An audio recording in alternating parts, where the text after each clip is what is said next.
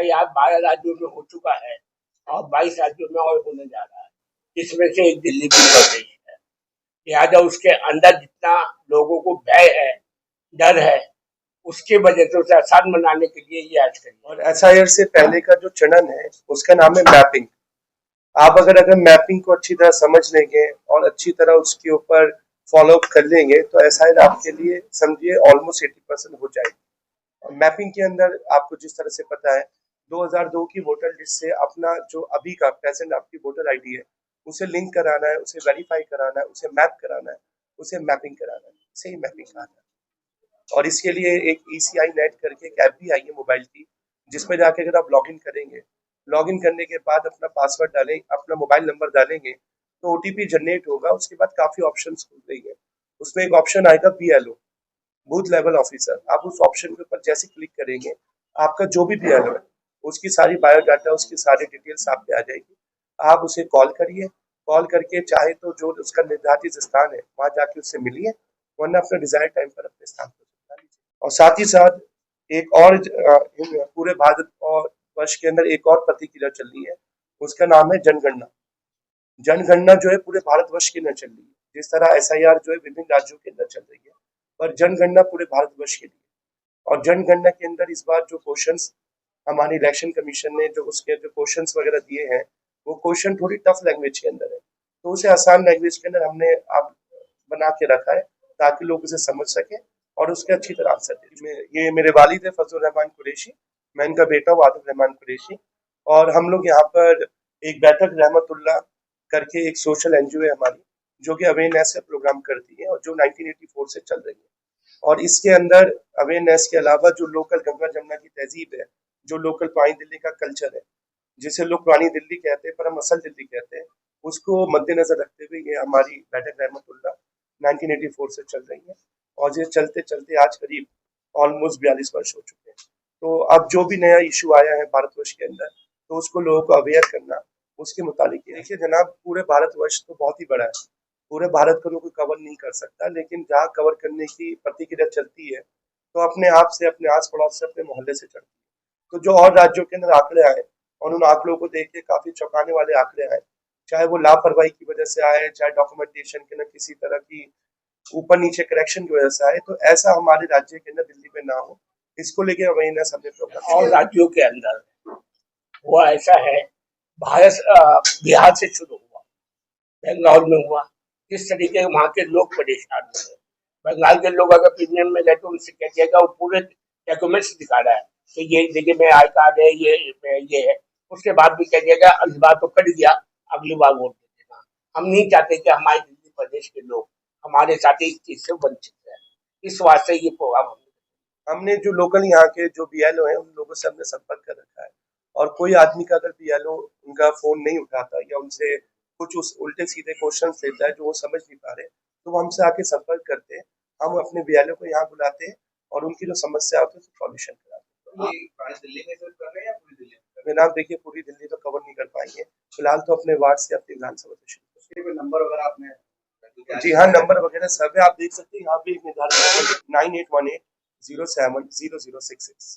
हर जो भी booth level का, जो वार्ड का जो बूथ होता है, जितने भी बूथ आएंगे तमाम बूथों के ऊपर अपने जो वर्कर्स हैं उनको बैठाएंगे। ये ऑलरेडी ऑफिस भी बना हुआ है और बूथ लेवल पे जा जाके भी इस पे वर्कआउट करना शुरू करें। वो डर ये है कि उनको पूरी इन्फॉर्मेशन पता नहीं और लोगों से उल्टी सीधी उनको इन्फॉर्मेशन मिल रही है, तो उन इन्फॉर्मेशन के माध्यम से उन्हें के अंदर एक डर का एक मुकाम बन चुका है। और इसके अंदर कोई डरने की बात नहीं है, इसमें समझने की बात है। उनको जितनी सरल भाषा में हम समझाएंगे उतना उनका डर दूर होगा और उतना ही वो अपने सारे अधिकार लेने के अंदर आगे बढ़ेंगे। ऐसे क्या दस्तावेज हैं जो लोगों को दिखाने जरूरी है एसआईआर के अंदर? क्या है?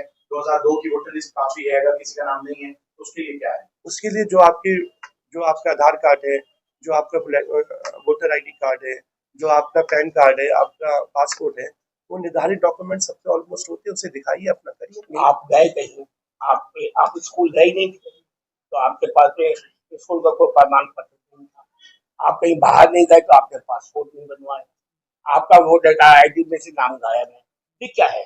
उसके लिए भी एक बात है, उसके अंदर आपके ब्लड रिलेशन में चाहे फादर की तरफ से, फादर का, भाई का, चाचा का नाम हुआ तो वोट नहीं वंचित नहीं होगा और उसे वो मिलेगा। इस बात से लेकर हम लोगों को जागरूकता दे रहे हैं कि आप घबरा, और लोगों में ये एक बहस कर दिया है कि बार बार कहते हैं कि जी ये क्या होगा ये क्या होगा। जब 10 दफा आदमी कहेगा घबराओ नहीं तो सामने वाला अपना भी घबरा जाएगा। तो हम उन्हें बहुत शांतिपूर्वक समझा रहे हैं कि ऐसा नहीं है, आप हमारे शांतिपूर्वक समझा के और सब काम उन्हें बताया जा रही है कि आप अपने ऐसा करें। पर जिन लोगों के वोट कर चुके हैं उसके बाद उन्होंने जाके सुप्रीम कोर्ट का रुख किया और सुप्रीम कोर्ट के रुख करने के बाद उनके 60 लाख वोटों को बहाल हो चुके हैं। तो जहां पर अगर इसी तरह की कोई प्रतिक्रिया होती है तो बाहर आप अपनी कोर्ट की तरफ रुख करिए।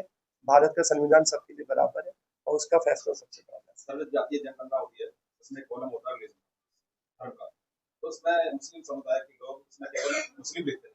उसमें कुछ संजीन ये आवाज उठाई है कि उसमें अपनी बिरादर को मेंशन करें, तेलगी, कुरैशी और सैफी और जो भी अपने मनिहार वगैरह जो भी उसको कैसे देखते नहीं, ये बात बिल्कुल ठीक कही आपने।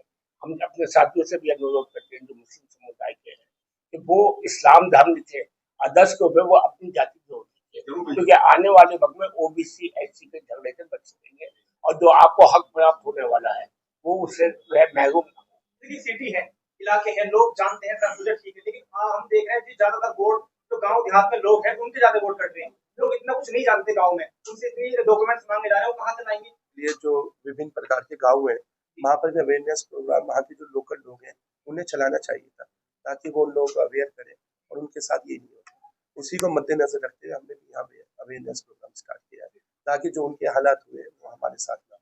जो आप ये पूरा कर रहे हैं इसका कोई टाइम लिमिट आपने रखा? फिलहाल तो हम सुबह 10 बजे से लेकर शाम के 5 बजे तक इसके ऊपर वर्कआउट कर रहे हैं और उसके अलावा किसी को कोई इमरजेंसी कॉल होती है they can call us on our WhatsApp.